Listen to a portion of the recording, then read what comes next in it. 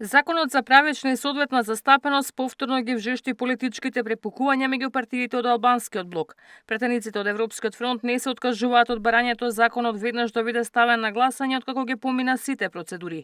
Обвинуваат дека овој закон заедно со останатите кои се носат со Бадентер се чуваат за моментот кога опозицијата нема да биде присутна.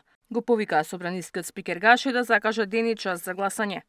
Тој закон не треба да помине и дека ние као опозиција го имаме мнозинството од Бадентер.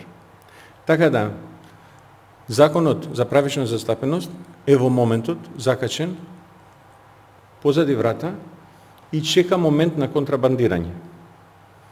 Што ја мислам дека нема да го дозволиме, не го дозволивме до сега и повторно нема да дозволиме да помине таков шведски закон кој што е без никаква суштина.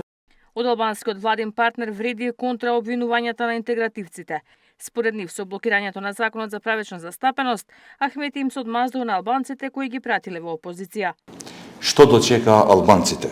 Али Ахмети да блокира закон за правечна застапеност и со тоа да руши еден од темелните принципи на Охридскиот рамковен договор. Зошто? Заради алчност за власт.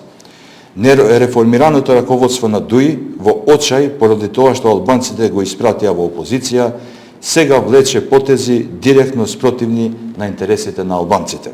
Законот се уште останува заглавен во собраниска процедура се додека Гаши не го закаже конечното гласање. Законското решение треба да биде донесено со мал Бадентер, односно мнозинство од присутните пратеници кои припаѓаат на немнозинските заедници во државата. Ивана Соколовиќ најдова, Сител телевизија.